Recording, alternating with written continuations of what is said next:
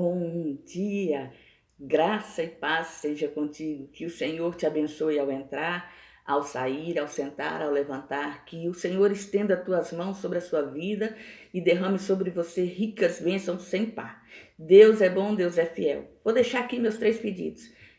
Deixe o seu like, dê o seu like, nos ajude a propagar o Evangelho da Salvação. Se você está ouvindo essa mensagem e está gostando do conteúdo, compartilhe ela nas suas redes sociais, nos ajudando a propagar o Evangelho da Salvação. Que quando você compartilha, você deixa faz com que mais pessoas vejam a mensagem, a palavra e ouçam a palavra do Senhor. E se você tem visto e ouvido o nosso conteúdo, tem gostado, eu te convido a se inscrever no nosso canal, para que nos ajude a propagar o Evangelho da Salvação, porque a palavra do Senhor diz: ide por todo o mundo, pregai o Evangelho a toda criatura, aquele que crê e for batizado será salvo. Essa é a missão que Deus nos tem nos entregado e Deus tem falado muito forte ao nosso coração, de levar a palavra do Senhor aos 4 cantos do mundo, para que vidas sejam impactadas, vidas sejam libertas, curadas, salvas. E esse é um meio pelo qual o Senhor tem nos dado, as redes sociais, para que nós possamos fazer a sua vontade, servir o seu propósito, querido. Então, hoje eu te peço, se você ainda não é inscrito nesse canal, se inscreva, nos ajude a propagar o reino, nos ajude a fazer a vontade do Senhor, amém? Louvado seja o Senhor Jesus Cristo. Deus é bom, Deus é fiel. Hoje eu estou meditando na vida de José do Egito. Quando nós lemos a partir do capítulo 37 em diante, as histórias, os momentos, as situações que José enfrentou, que José passou. José foi covardemente vendido pelos seus irmãos. Ele foi pego, ele foi jogado dentro de um poço, porque ele não caiu na lama macia. A Bíblia diz que o poço estava seco, então a queda, ninguém sabe quantos metros de profundidade tinha aquele poço, não deve ter sido fácil. A escuridão daquele poço não deve ter sido fácil. O medo da situação ali que ele estava enfrentando, uma criança de 17 anos, não deve ter sido para ele muito fácil. E todas as coisas que sucederam a partir dali, ele foi vendido na mão dos ismaelitas por 20 moedas, por todos os seus irmãos. Ele foi levado para dentro do Egito, ele foi vendido para o oficial do rei Potifar. E ali Deus começa a trabalhar no coração de José, para que José se tornasse aquilo que Deus tinha mostrado que ele se tornaria. Porém, eu fico me imaginando no lugar de José, se naqueles momentos em que ele estava enfrentando situações e adversidades, que ele lembrasse do sonho lá atrás, que Deus deu a revelação não só para ele, mas para o pai, para os irmãos, e ele compreendeu que Deus mostrou que ele seria alguém importante, que ele seria alguém que teria tanta importância que a própria família se dobraria a seus pés. E isso lhe causou problemas. No momento do sonho, isso lhe causou problemas, porque os irmãos ficaram irados. O pai ficou preocupado e revoltado, e os irmãos tiveram mais inveja de José, ao ponto de fazer a atrocidade de vendê-lo para os ismaelitas. E dentro do Egito, ele teve que enfrentar a mulher de Potifar. E dentro do Egito, ele teve que parar dentro da prisão. Só que nenhuma dessas situações e adversidades na vida de José o fizeram perder a sua essência. O fizeram ser diferente daquilo que ele sempre foi. Alguém em excelência diante de Deus, que honrava o seu Deus, que tinha um comportamento diferenciado, tinha uma convicção, uma certeza de que Deus estava no controle apesar da situação. Porque quando os prisioneiros conversam com José e o árbitro, porque ele conta que ele é hebreu, que ele foi vendido pelos irmãos e que ele está ali injustamente, as pessoas não pensam como José, mas José continua fazendo aquilo que ele tem convicção de fé, crendo que Deus estava no controle, crendo que a obra que quem começou foi o Senhor e quem haveria de aperfeiçoá-la seria o Senhor.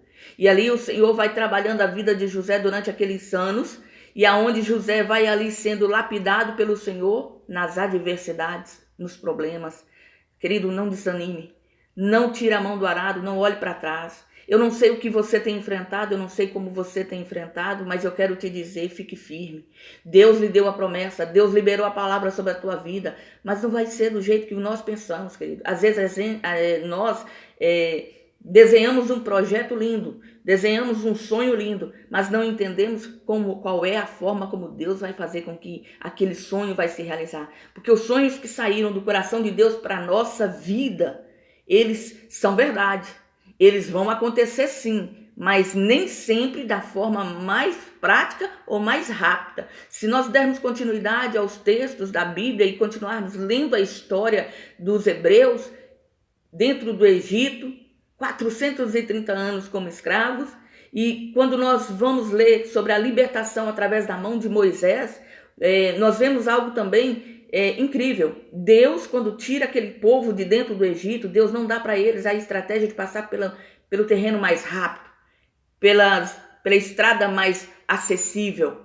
Deus faz com que Israel dê a volta e passe por lugares impossíveis, porque havia uma estrada que levaria 4 horas para chegar em Canaã, mas Deus sabia que aquele povo tinha mente escrava, tinha conduta escrava, tinha coração escravo, e que não suportariam enfrentar guerras. Então Deus faz com que todo o trajeto de Israel seja diferenciado daquilo que eles esperavam. E Deus vai trabalhando o caráter de Israel diante do Mar Vermelho, diante deles visualizar que Faraó vinha atrás, diante da situação e da adversidade.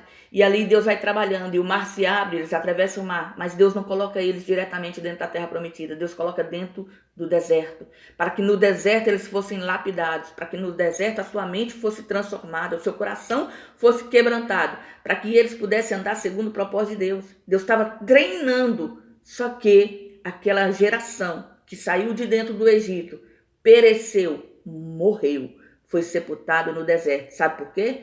Porque não perdeu a mente escrava, porque não perdeu o coração egoísta, porque não perdeu as atitudes rebeldes, porque endureceram a sua cerviz. E quem entrou dentro da terra prometida, e pior, depois de 40 anos, foram os seus filhos. Por quê? Porque não foram criados como escravos, não tinha mente escrava, mas ainda tinha a rebeldia, tinha problemas para obedecer, tinha problemas para se comportar. Então eu quero te dizer através dessa palavra no dia de hoje, querido, se posicione em Cristo. Deus está trabalhando a sua vida para que você seja uma pessoa diferente, para que você seja uma pessoa transformada, mas o Senhor não vai lhe dar a promessa de entrar na terra que Ele tinha declarado enquanto você não for transformado, enquanto você não perder a cauterização da sua mente, enquanto você não deixar o seu coração nas mãos do Senhor para que ele seja tratado, curado, para que ele seja vivificado. Porque muitas das vezes nós chegamos diante do Senhor como um caco, todo quebrado, todo arrebentado. E o Senhor, ele não constrói em cima de velhos alicerces. O Senhor não faz remendo, o Senhor restaura, o Senhor transforma, o Senhor faz uma nova criatura, uma nova construção. Então nós temos que estar com os olhos fitados no Senhor e buscar nele a direção para a nossa vida a partir do momento que nós temos ele como único e suficiente Salvador. Querido, livre-arbítrio Deus deu para toda a humanidade. Aos seus filhos, ele conduz, ele redargue, ele corrige e ele açoita. Porque aquele que entrega a sua vida para ele recebe a adoção de filho de Deus. Está escrito em 1 João, capítulo 1, versículo 12.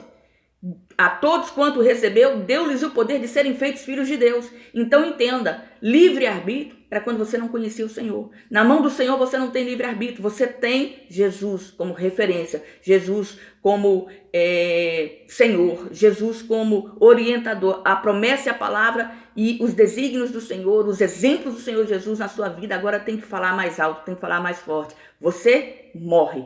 Nasce em você Jesus Cristo. Paulo disse, agora não vivo mais eu, mas Cristo vive em mim. Essa tem que ser a nossa atitude. Esse tem que ser o nosso comportamento depois, após Jesus entrar na nossa vida. Nós somos aniquilados. João Batista diz que eu diminua para que ele cresça. Essa tem que ser a nossa verdade. Essa tem que ser a nossa certeza. Esse tem que ser o noso procedimento a partir de já, a partir de agora. Para que o Senhor reine, para que o Senhor governe, para que o Senhor transforme. Em Apocalipse 20, 3:20 diz que eis que estou à porta e bato. Aquele que abrir a porta. Então, querido, eu te convido hoje a abrir a porta para o Senhor, para que você receba a transformação que você necessita. A palavra do Senhor está no livro de Gênesis, capítulo 37, versículo 8. Então lhes disse seus irmãos: tu, pois, deveras reinarás sobre nós? Tu deveras terás domínio sobre nós? Por isso, ainda mais o odiavam por seus sonhos e por suas palavras.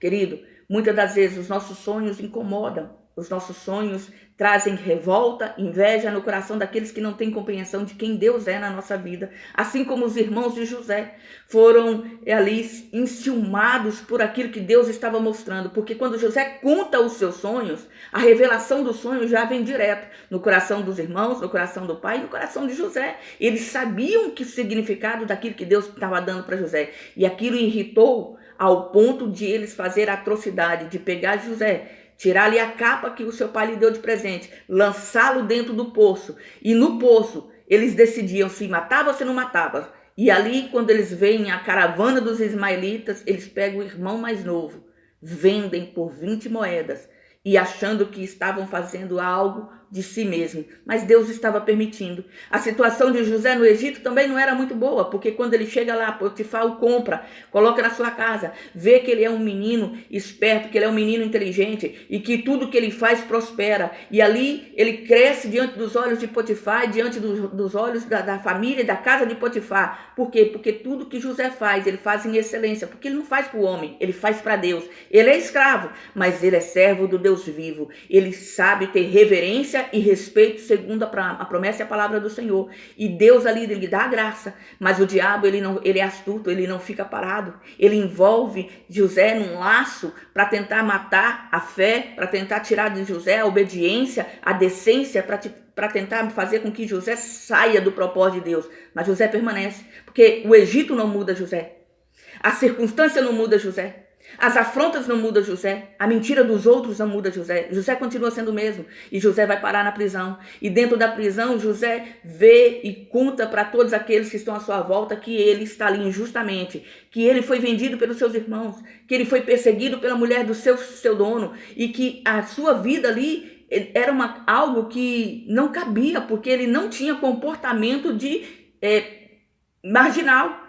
Mas mesmo assim, o Senhor permite uma temporada dentro daquela prisão, até que os oficiais do rei tenham o sonho, tenham a revelação do sonho.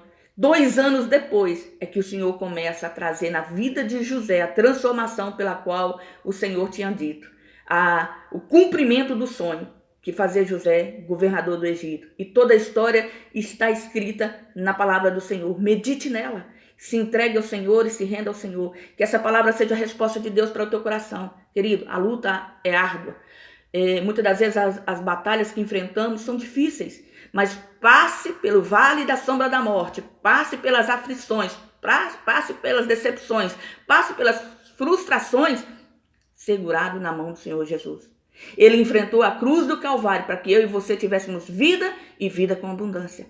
Ele veio a este mundo como homem para nos mostrar que é possível quando nós estamos determinados à obediência e a servi-lo e a estar no centro da sua vontade. Lutas, perseguições, tentações, aflições, teremos em todo o tempo, mas os nossos olhos têm que estar voltados ao Deus vivo, ao Deus santo, ao Deus fiel, ao Deus tremendo. Que essa seja a resposta de Deus para o teu coração no dia de hoje. Medite nessa palavra e não olhe para trás, não tire a mão do arado, não olhe para a direita, não olhe para a esquerda, olhe para o foco, olhe para o alvo. Qual que é o nosso alvo? Jesus Cristo, Senhor nosso e Deus. E se você ainda não entregou a sua vida para Jesus, eu te peço, confesse-o como seu único e suficiente Salvador. Entregue o seu coração e sua vida na mão dele e deixe que ele cuide de ti. Nessa manhã, eu quero abençoar a tua vida e dizer, seja você uma bênção diante de todas as situações e circunstâncias da tua vida. Que o Senhor possa, através dessa palavra, trazer ao seu coração um alento e mostrar que ele ainda é fiel. Amém? Que você tenha um dia de bênção e de graça. Vou pedir novamente, deixe o seu like, compartilhe essa mensagem e se inscreva nesse canal, porque você vai nos ajudar a propagar o Evangelho da Salvação. E seja você, nesse dia de hoje, uma bênção.